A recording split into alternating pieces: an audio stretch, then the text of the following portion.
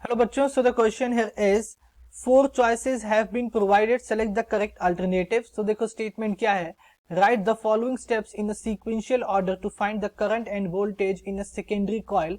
The ratio of number of turns of a primary to secondary coil, current through the primary coil and the input power are given. ठीक है, तो ये तीन चीजें हमें given है, तो हमने क्या फाइंड करना है कि सेकेंडरी कॉइल के थ्रू करंट और वोल्टेज कितना होगा. तो हमने इसका एक सीक्वेंशियल ऑर्डर लिखना है.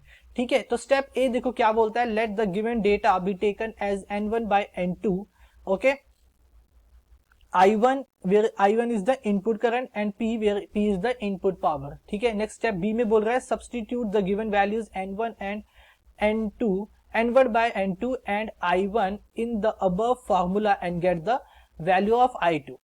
Okay, step C है write the relation between turn ratio and the current as n1 by n2 equals to I2 by I1 where I2 is the current in the secondary coil. And step D says write the relation between input power and output power in terms of V1 I1 V2 I2, that is V1 I1 is equals to V2 I2 equals to P. ठीक है, where V1 and V2 are the voltage in the primary and the secondary respectively. And step E says substitute the value of I2 and P in the above relation to get the value of V2. ठीक है, तो ये steps हैं. अब इन steps को हमने क्या करना है, एक ऑर्डर में अरेंज करना है. ठीक है, तो कॉन्सेप्ट यहाँ पे क्या यूज करेंगे, कॉन्सेप्ट मेरा होगा, देखो ये हमारा ट्रांसफॉर्मर का कॉन्सेप्ट है, तो यहाँ पे हम ट्रांसफॉर्मर्स का कॉन्सेप्ट यूज करेंगे. ठीक है, अब देखो स्टेप्स क्या होगा, स्टेप 1 में होगा कि हम गिवन डेटा को let the given data be taken as, जो गिवन डेटा उसको हम कैसे लेंगे, let the given data be taken as n1 by n2. ठीक है, ये वाला जो स्टेप है वो हमारा सबसे पहले आएगा, दैट इज ए. ठीक है, अब हम क्या करेंगे, अब हम रिलेशन लिखेंगे, क्योंकि मुझे करंट फाइंड करना है पहले, तो मुझे पता होना चाहिए करंट के साथ इसका रिलेशन क्या है. ओके, बिकॉज मुझे I1 की वैल्यू पता है, मुझे n1 by n2 की वैल्यू पता है, तो मैं यहां से करंट फाइंड कर सकता हूं दैट विल, जो कि सेकेंडरी कॉइल में फ्लो करेगा. ठीक है, तो हम क्या लिखेंगे, स्टेप सी पे जाएंगे, राइट द रिलेशन.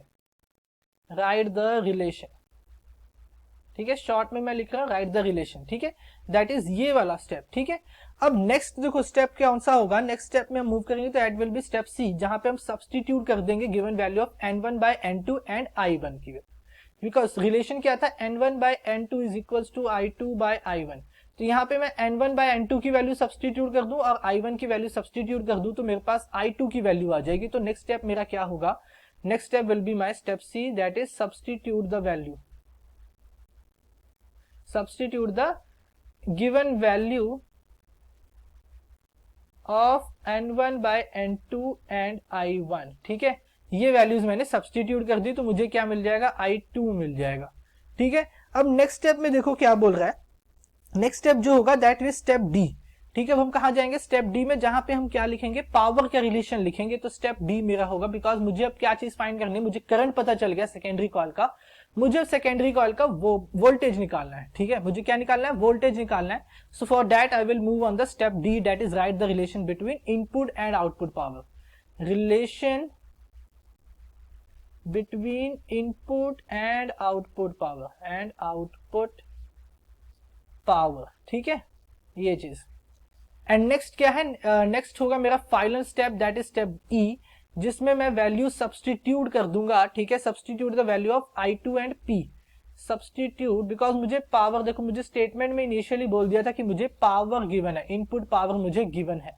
ठीक है, तो substitute the value of I2 and P. ठीक है, I2 की वैल्यू मैंने यहां से निकाल ली और I2 P की मुझे वैल्यू गिवन है, तो I2 और P की वैल्यू डाल दूंगा, तो मुझे क्या मिल जाएगा, V2 का वैल्यू मिल जाएगा.